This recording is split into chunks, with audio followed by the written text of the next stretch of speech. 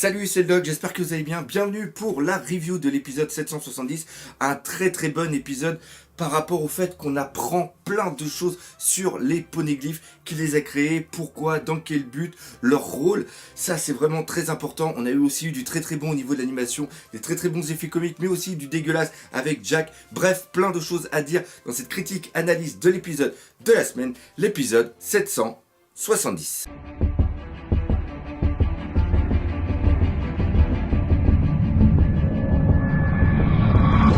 Cet épisode 770 correspond à la fin du chapitre 818, donc encore une fois, on n'est pas dans un chapitre égale un épisode, et il y a eu des fillers, il y a eu un gros fillers au niveau de cet épisode, c'est-à-dire l'attaque de Jack contre la marine, et Sengoku, Fujitora et Tsuru étaient présents, et même si l'idée était quand même assez bonne, c'est-à-dire le fait que l'on voit que c'était un cauchemar récurrent de la part de Jack, la mise en situation est totalement désastreuse et même l'animation est complètement dégueulasse. Déjà les bateaux, comment ils bougent, la bataille navale, et c'est quelque chose qui est quand même assez rare au niveau de One Piece pour être signalé, c'est-à-dire que même si c'est un manga sur les pirates, il n'y a pas beaucoup de combats navals, donc là l'idée était vraiment très bonne. Les coups de canon, tous les trucs, c'était assez fade, et je pensais sincèrement qu'on allait voir une passe d'armes entre Jack et aussi Fujitora et Sengoku, et malheureusement ça n'a pas été le cas. Par contre, on remarque quand même que le combat a dû être dur pour Jack, parce que quand on voit le zoom qui arrive sur Fujitora, Tsuru et aussi Sengoku, on remarque que Jack se réveille un petit peu en sursaut, qui crispe un petit peu les mains, et on voit quand même qu'il en a un tout petit peu chez sa race. Donc ça a été quand même la partie assez décevante, parce qu'on avait quand même été pas mal teasé au niveau de l'épisode dernier.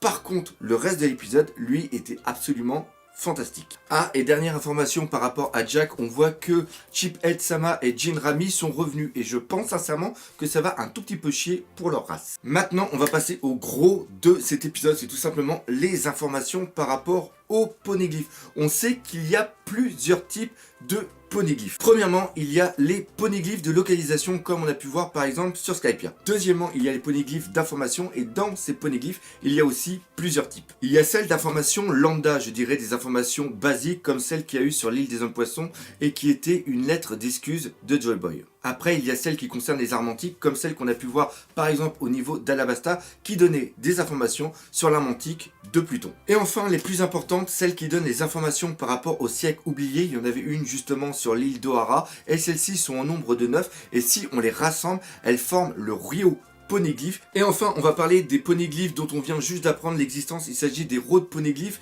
et on va prendre un petit peu de temps pour expliquer tout ça, parce que dans la dernière critique analyse de l'épisode 769, il y en a beaucoup qui m'ont posé des questions, et ça va quand même être sympa de faire quelques petites mises au point. Premièrement, il faut bien les 4 road poneglyphes pour déterminer la localisation exacte de Raftel. Usopp pose la question de savoir si avec 3 il n'est pas possible de déterminer approximativement où est Raftel, et là Robin et Nami disent bien qu'il faut 4. Donc tous ceux qui disent qu'avec 3 on peut le trouver, c'est faux. Même si vous faites un triangle, même si vous faites les hauteurs, les médianes, les bisectrices, vous ne trouverez jamais la position exacte de Raftel. Deuxièmement, et pour moi c'est vraiment le plus important, parce que c'est là où il y a le plus de confusion, c'est que les road poneglyphes ne sont pas les points de référence pour permettre la position de Raftel, mais donnent l'indication des points de référence. On va expliquer. Alors accrochez-vous, parce que ça va être un petit poil compliqué. Les 4 points qui permettent de déterminer la position de Raftel est donné par les road poneglyphes. Et comme le road poneglyphe est sur le dos de Zunisha, et comme Zunisha est en mouvement, il est logique de penser que ce point n'est pas fixe, ce point est mobile. Et vous avez parfaitement raison de penser ça, sauf que, encore une fois, le road poneglyphe n'est pas le point de départ pour tracer la droite, mais le road poneglyphe te permet d'avoir des coordonnées, et c'est à partir de ces coordonnées que tu traces sur une carte que ça te permet de faire les deux droites, qui te donnent ainsi la position de Raftel. Et là maintenant, c'est là où on voit que les Mugiwara sont franchement dans la merde, et même toutes les personnes qui veulent aller à Raftel sont dans la merde pour devenir les seigneurs des pirates, car tout simplement il faut les 4 road poneglyphes, enfin les 4 informations au niveau des road poneglyphes, et la première est sur Zunisha, sauf que là, grand coup de surprise, où sont les 3 autres? Et ben il y en a une qui est avec Big Mom, qui est Myunku. La troisième est avec Kaido, là c'est complètement what the fuck.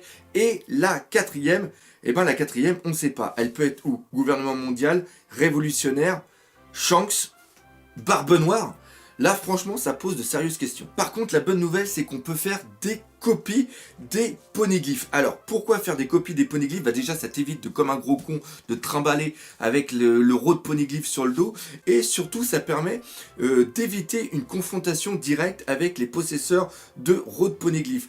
Chose que Usopp est super content. Et d'ailleurs, là, il y a un petit passage animé super comique en super déforme. Et moi, j'adore ça. Sauf que Luffy, lui, il ne veut pas du tout. Il veut péter la gueule des Yonkou, et ça il l'avait déjà dit une fois parce qu'il a dit pour être le roi, enfin pour être le seigneur des pirates, il faut que je latte la gueule de tout le monde.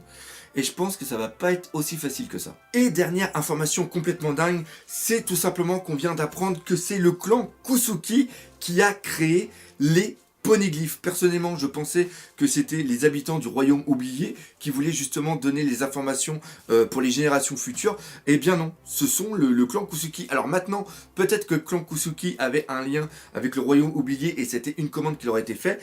Le clan Kusuki est un clan de tailleurs de pierre et les daimyo, c'est-à-dire les chefs de ce clan, se transmettent la façon d'écrire et aussi de lire les poneglyphes. Et ça c'est cool parce que maintenant ça montre qu'il n'y a pas que Robin qui peut lire les poneglyphes. Sauf qu'il y a un léger tout petit souci, c'est que Oden, le papounet de Momonosuke, il est mort avant d'avoir transmis l'information. Donc maintenant, il n'y a plus que Robin qui sait lire les poneglyphes. Et là, on remarque que Ichiro Oda est quand même un sérieux vicelard, est un vicieux, est un mec super cynique.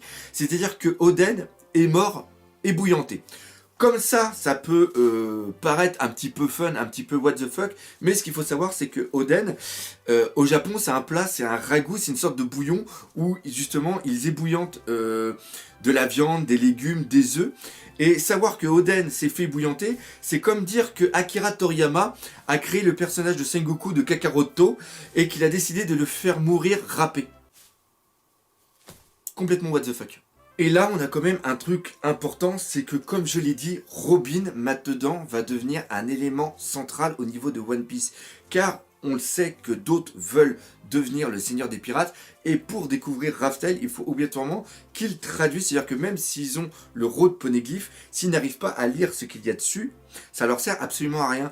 Et là, justement, Neko Mamushi dit bien que maintenant, Robin, tu vas être recherché parce que tout le monde le sait dans le monde, que tu es la seule maintenant à pouvoir lire les poneglyphes et ça va vraiment chier pour ta race. Et là, on a quelque chose qui est hyper important et d'ailleurs le flashback par rapport à Enies Lobby est absolument magnifique, c'est que maintenant Robin a confiance envers ses Nakama, sait qu'elle fait partie d'une famille et ça, encore une fois, c'est un beau petit flashback et ça fait super plaisir parce que moi personnellement j'adore le personnage de Robin et c'est un personnage qui est assez profond, qui a une très très belle histoire et même si on ne le voit pas tout de suite, elle a une importance primordiale pour la fin de One Piece. Alors maintenant la question est pourquoi Momonosuke était une pièce maîtresse si premièrement il n'a pas l'information, c'est-à-dire qu'il ne sait pas lire les road poneglyphes et même les poneglyphes en général et si son père est mort, donc il ne peut plus lui transmettre ce savoir. Tout simplement parce que là, c'est l'information de cet épisode encore plus que la création et l'utilisation des poneglyphes. C'est tout simplement que Oden a fait partie de l'équipage de Goldie Roger, le mec qui n'est pas du tout surcoté dans One Piece. Et surtout, il a été sur Raftel et il est au courant du secret mondial. Et donc on peut imaginer qu'il a transmis cette information soit Kinemon, Kenjuro ou Momonosuke à travers des histoires qu'il leur a racontées. Et c'est pour ça justement qu'ils sont recherchés. C'est parce qu'ils détiennent peut-être aussi ce savoir et qu'ils sont importants pour la suite de One Piece. Donc ça c'est encore une fois c'est complètement fou. Oden a fait partie de l'équipage de Goldie Roger et qu'il était aussi avec Shanks. Donc voilà, et rien que pour ça, cet épisode était absolument waouh. Je sais pas si j'ai dit dans cette vidéo, mais cet épisode nous annonce quand même la fin de One Piece. C'est-à-dire qu'avec cet épisode, on bascule vers la fin de One Piece. C'est-à-dire que on arrive vers la finalité, c'est-à-dire trouver Raftel, découvrir ce qu'est le One Piece et découvrir un petit peu tout ce qui s'est passé pendant ce siècle oublié. Et ça fait plaisir parce qu'on voit qu'on arrive à la fin de cette aventure, mais cette aventure, il y en a encore pour, je vous rassure, hein, il y en a encore pour 10, 12, voire même peut-être 15 ans. Donc, vous n'êtes pas prêts de ne plus voir ma gueule. Ça, je sais que ça va en faire chier certains, mais je pense qu'il y en a d'autres qui vont être contents. C'est là-dessus que se termine cette critique analyse. Comme d'habitude, j'espère que vous l'aurez bien apprécié. Si c'est le cas, n'hésitez pas à partager, parlez autour de vous, laissez des commentaires et défoncez la gueule de ce putain de pouce bleu. Et nous, comme d'habitude, on se dit à bientôt pour de nouvelles aventures One Piece. Allez, salut mes Nakama.